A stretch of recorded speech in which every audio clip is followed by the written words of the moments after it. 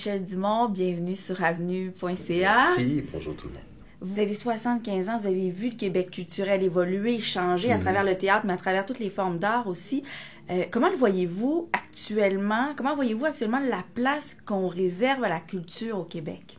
C'est-à-dire qu'on en réserve de plus en plus. Ouais. Mais la culture, maintenant, elle a énormément évolué. C'est-à-dire, ouvrez, par exemple, un grand journal comme La Presse le samedi, puis vous allez voir les sollicitations que vous avez. L'offre est importante.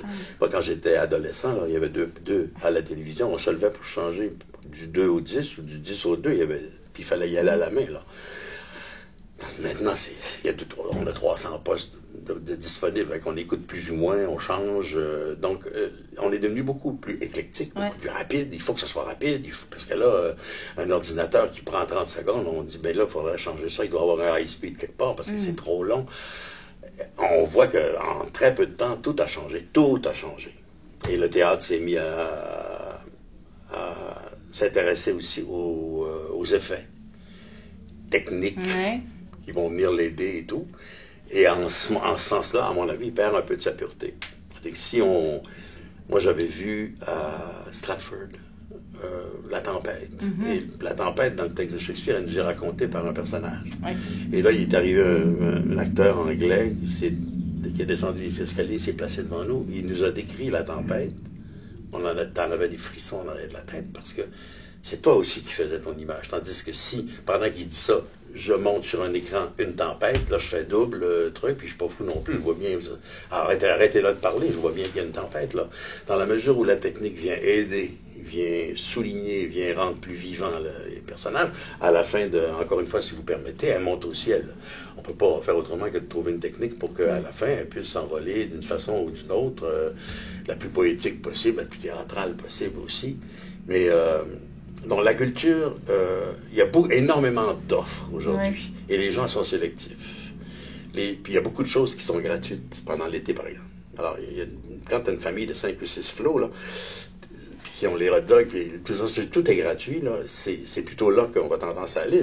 Tu dis, chérie, écoute, il y a une troupe qui arrive de New York pour jouer, je sais pas, Mary Poppins ou je sais pas trop quoi. S'il y a une troupe qui arrive de New York pour le jouer, puis on a envie d'aller le voir avec les enfants, ça va être notre show de l'année parce qu'il va nous coûter tant.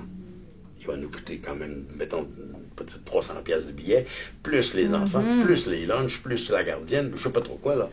Donc les gens se disent, on va aller là cette année. Ils font des choix qui sont en rapport avec leurs moyens aussi. Mais la culture, c'est partout, partout. Et les gouvernements se réveillent par rapport à ça. Ils se rendent compte que investir dans le gaz, puis dans l'essence, puis d'investir dans l'immobilier, c'est une chose. Mais investir dans la culture, ça rapporte énormément. Rien qu'au plan monétaire pour un gouvernement, ça rapporte. Et sur le plan international, la visibilité du Québec. C'est prouvé aux États-Unis que les arts rapportent plus que le sport, en argent. Parce que... Et si au moins ça pouvait rapporter autant pour les artisans que pour les sportifs? Ben oui, en plus. Ce serait bien. Ça c'est une grosse différence. Est-ce que l'actualité internationale vous inspire? Est-ce qu'elle vous influence dans les choix de programmation? Parce qu'en ce moment, justement, avec tout ce qui se passe, on peut pas passer à côté des tragédies internationales. Est-ce que ça va avoir une répercussion sur vos choix futurs? C'est-à-dire qu'une répercussion comme telle, ça en a déjà une répercussion, même si ça existe depuis tout le temps. Là. On est dans un monde où on a l'impression que c'est la haine qui mène tout le monde, tout le temps, partout. Puis, moi, je fais du théâtre et je pense qu'il faut faire du théâtre pour, je l'avais dit dans le dépliant de lancement de ma saison, on part du cœur pour aller au cœur. Il faut que nous, on parle d'émotion, que nous, on parle de ce qui est humain. Parce que ce qu'on entend tous les soirs en mangeant son steak au souper, c'est une valeur, mais c'est qu'il y a eu 260 morts, il y a eu 400 morts à un tel endroit et tout. Et nous, on ne peut pas s'occuper de tout ça.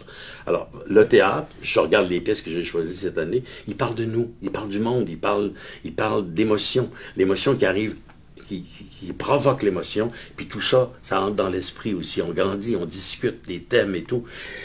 Des pièces comme Harold et Maude, que je vais monter à la fin de l'année, Harold et Maude, c'est la vie. Maude, c'est une femme de 90 ans qui adore la vie. Puis elle est devant un petit garçon qui est suicidaire, qui a 20 ans, qui est suicidaire, qui a no future, là, lui. Là.